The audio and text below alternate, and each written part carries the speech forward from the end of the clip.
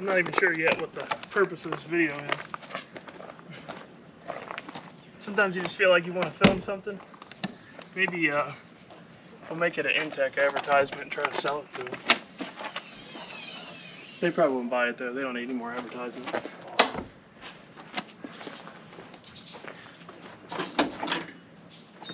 This is my favorite part of this whole trailer. Being able to put the truck in park.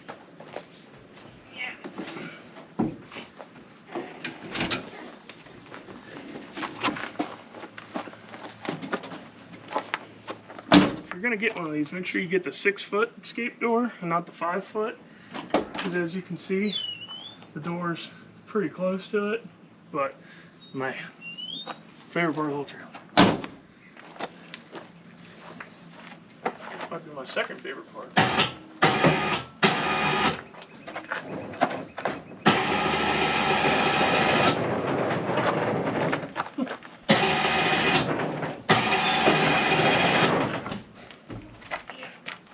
Oh my God.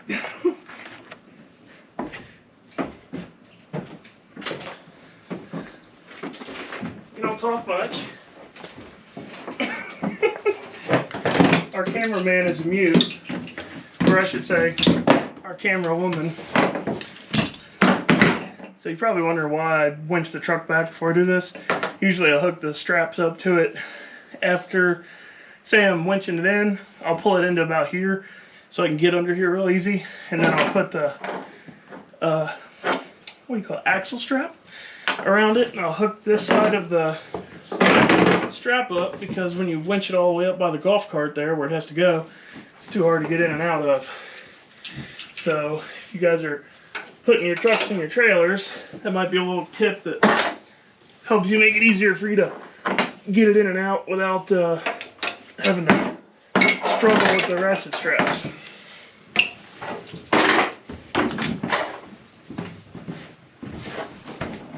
And if you can, get a wireless winch. That baby. We just watch the back wire for me.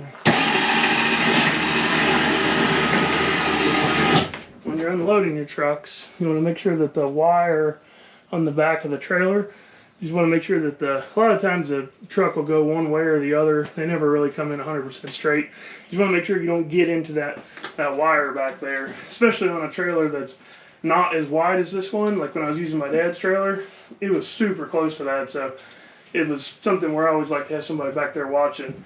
Luckily this thing is as wide as all outside, so it's a little bit easier.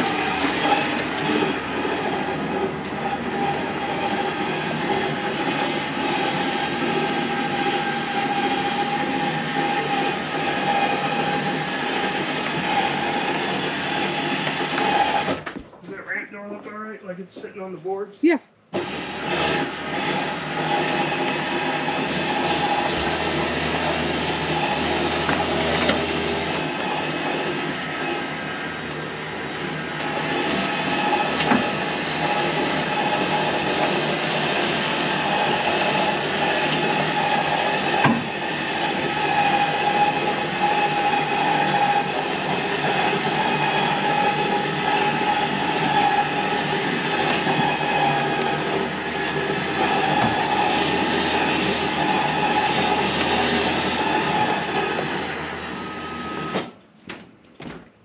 You remember when we took the truck to PRI and Dan Scheid grabbed a hold of the bumper and he thought it was chrome and he tried to push it out of the trailer?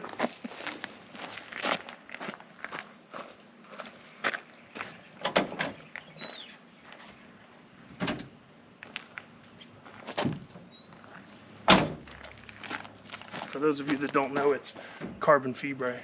It's just got a chrome paint on it. Guess I should tell them what these boards are for. So those, I always keep these 8-foot 2x10s with me for the trailer door, because if you're in gravel like here at the house, you've got these rubber stops on the bottom of the trailer gate door, but the problem is with gravel, you know, it's uneven. So if you winch your truck out with those just on the gravel will get into the metal in the back of your door and it'll tear your door all up. So This is something my dad always did because he found out the hard way. So I just have these two 8-foot 2x10s that we bring with us every time, and I use them no matter what, even if it's in the grass or in the pavement, just to be safe. So that way you get accustomed to using them every time. So just little stuff like that you kind of have to learn the hard way sometimes. So anytime that I can share something that's going to help somebody, that's what I try to do.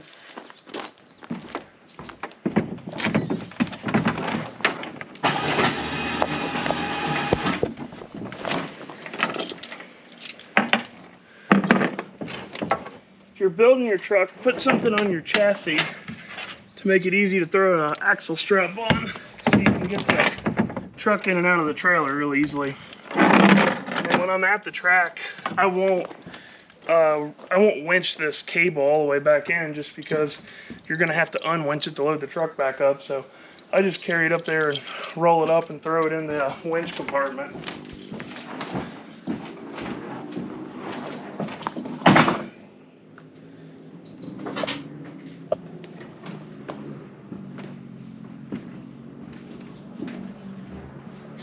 And then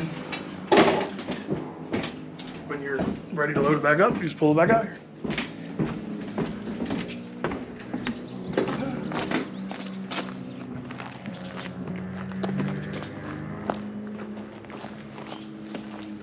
So, you know, I've been thinking a lot about this license plate, and I think it's the source of a lot of our struggles. You know how, like, you're not supposed to make fun of certain type of people? I kind of feel like our joke of a license plate here is coming back to haunt me in bad karma, and that's why we've been having all these stupid problems that we've been having. I'm half tempted to take that freaking thing off there until we get it to run right. All right, so let's see how it starts with that new battery that I'm offering. We haven't charged it in like 2 weeks. It's been sitting in the trailer. You think it's gonna start? We'll see. 78 degrees water temp, it should start.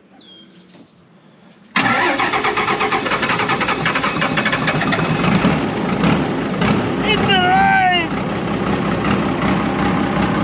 I'm gonna let it warm up for a minute. I like to get the water temp up to 90, 100 degrees really before I start doing much. It's kind of pissed off if it's too cold trying to move it around.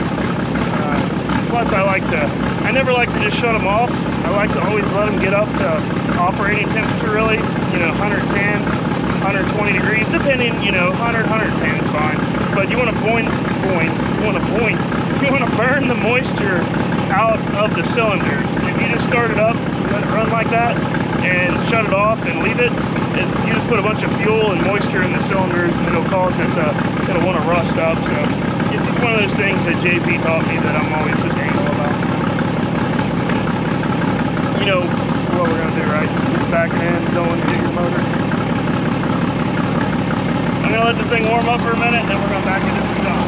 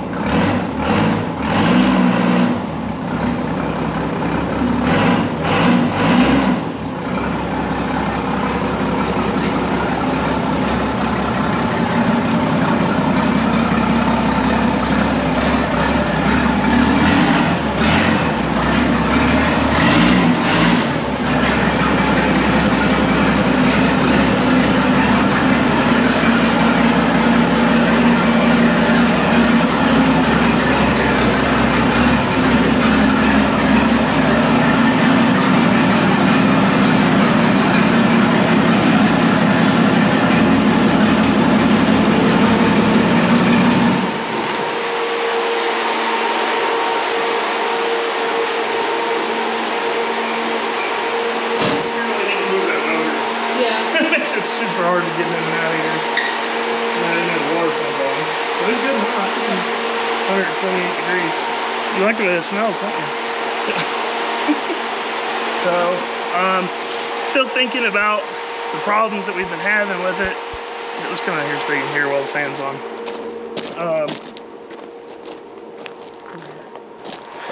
I know. Still thinking about the problems that we've been having. Obviously, I haven't touched it yet. This is the first time I've had it out of the trailer since that last video talking about that. Not 100% sure, but I'm almost wondering. I had a customer of mine out in California named Brandon. He called me and was talking to me about some P-pump stuff. And he mentioned just in passive saying, oh yeah, you want to make sure you don't ever tighten the star wheel down in the pump until it coil binds the spring. And I didn't think anything about it when he first said it. And then I just, you know, this has been on my mind. And I started thinking about that. And this year when I cut the pump back, I turned the star wheel all the way in until it basically coil bound the spring. So I'm wondering if that has anything to do with the dying at the low boost deal, because if that spring's coil bound, when it, like I told you before, it does this at 11 to 15 pounds of boost every single time, which is right when that AFC starts to fuel. The boost reference starts to move that diaphragm, and I'm wondering if because it's coil bound or close to coil bound, that sometimes the rate at which the boost comes up, it won't matter, it'll just go. And then I'm wondering if sometimes the rate when the boost comes up, it's because that spring is coil bound, it's causing it to either defuel or overfuel. Reached out to Jared Jones, he's kind of my guy when it comes to that stuff up there at Scheid, and he told me that it would definitely do some stupid stuff if that spring was coil bound.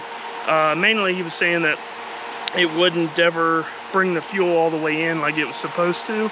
So not 100% sure if that has any relation to what's going on, but it's on my mind that it could definitely be something going on. I don't have a date in mind of when I want to run this thing again. Rocky Top is out at this point, maybe Scheid. It just depends. Like, I want this stuff figured out before I go to any more events, and I want to go over the truck with a fine-tooth comb, and just, I want it to be right. Next time I take it out, I want to be confident that we're not going to have any stupid problems. I'm going to put it upstairs on the concrete pad and spool it up and stage it. You know, once I think I have it figured out, I want to do that, you know, 5, 6, 7, 8 times to where I know, okay, nothing should change when we go to the racetrack. So hopefully the next time we go to the track, we actually have some decent success.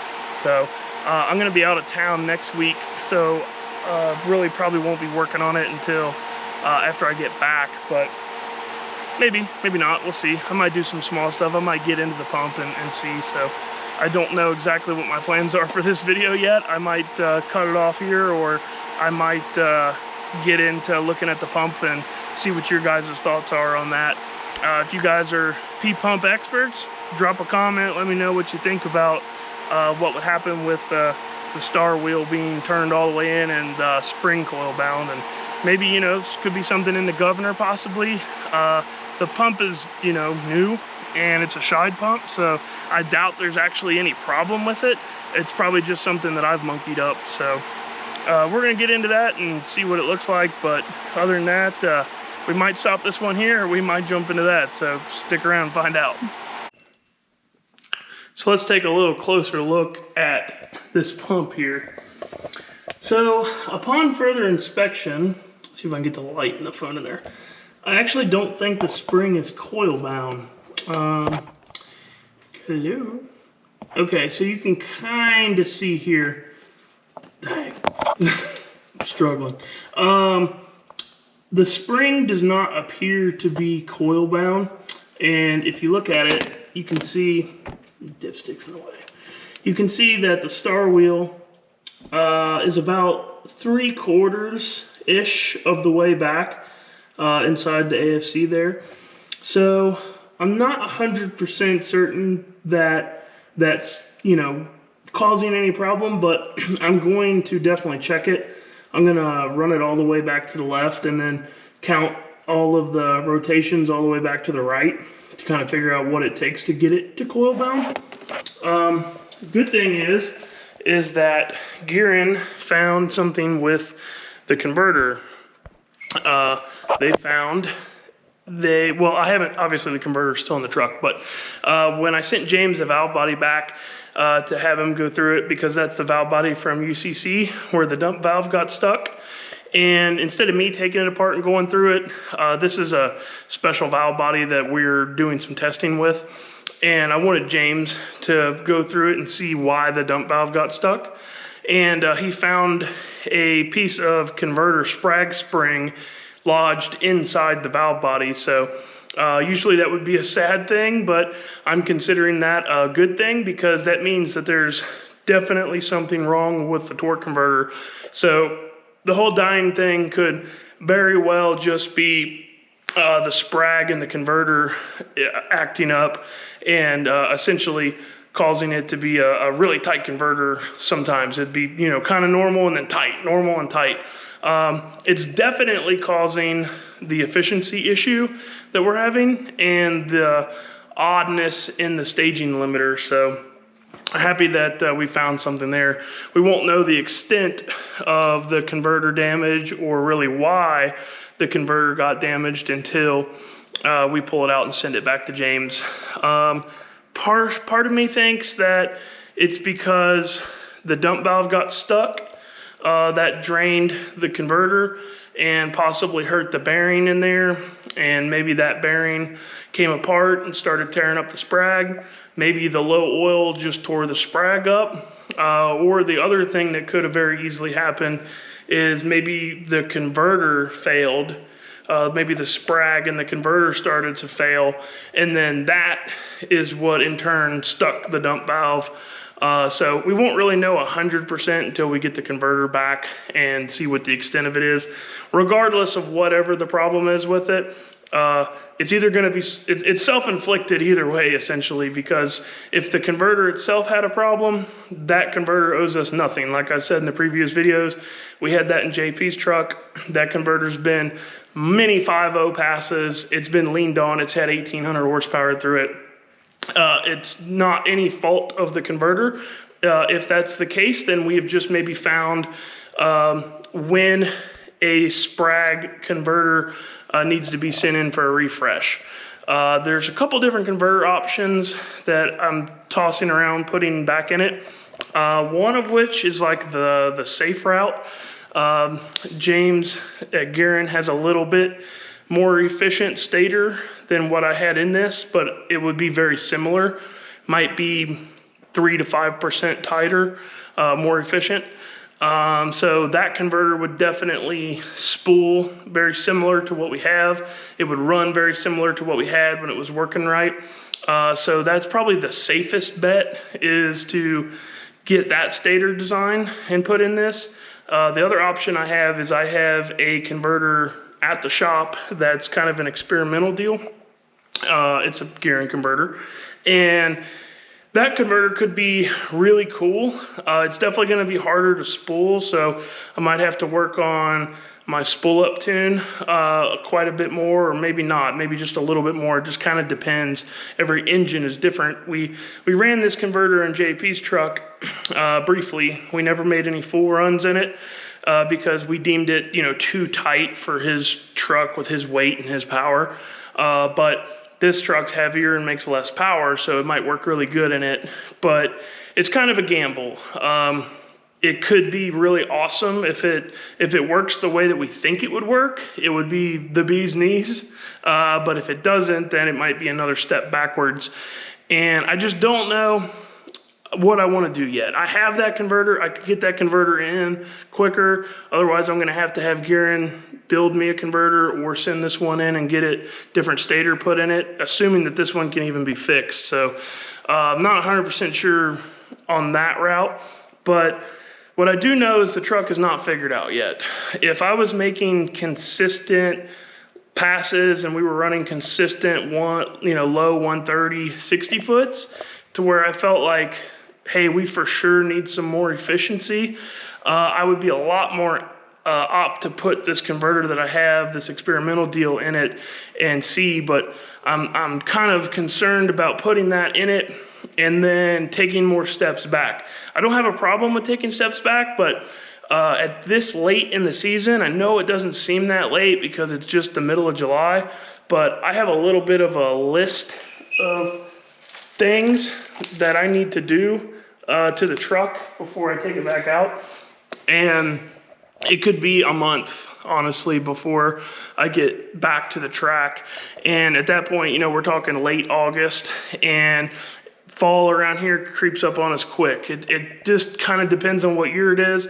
We could be running all the way until November, the end of November, around Thanksgiving, or we could be done in October. It's kind of a crapshoot. The other thing I have to think about is World Cup finals. I don't know if that's going to happen this year, honestly. I was hoping to be a little bit further along in testing at this time in the year than what I am. They lowered the ET on that deal to 869 minimum. Last year, they kind of made a little exception for us to let us in. And with all the carnage that class seen last year, I don't think they're going to be letting any exceptions fly anymore. I think that it's going to be a deal where you have to have proof that you can run the number. And we can't even get 60 foot figured out yet. So quarter mile just seems like 3 years away at this point. So, you know, that's very small factor, but I'm considering it minutely with this converter's change. I'm mainly considering which route I want to go based on, do I want to get the truck just back to similar to what it was, or do I want to try to maybe take a little bit of a swing with the converter and see? So I don't know. We'll see. I'm going to talk to James about it and get his take on it. But pretty much that's where we're going to wrap this one up with. So if you guys see anything with that star wheel that's concerning to you, that I am not a P-pump expert. I'm still learning P-pump stuff. No, you know, good deal about it, but I don't think anybody's ever done learning at any point. So if you guys are AFC experts and you see something in that pump that's weird that you think could have anything to do with this issue, let me know. I'm not necessarily seeing it, but hey, I'm here to be educated as well as to educate. So I appreciate you guys watching, like always, and like I said, I'm gonna be gone next week. When I get back, I'm gonna get ripping the transmission out of this thing, start clicking some of the things off of this list, and we'll bring you guys along for that, and I'll let you know what I come up with. So, like always, appreciate you watching, and we'll catch you on the next one.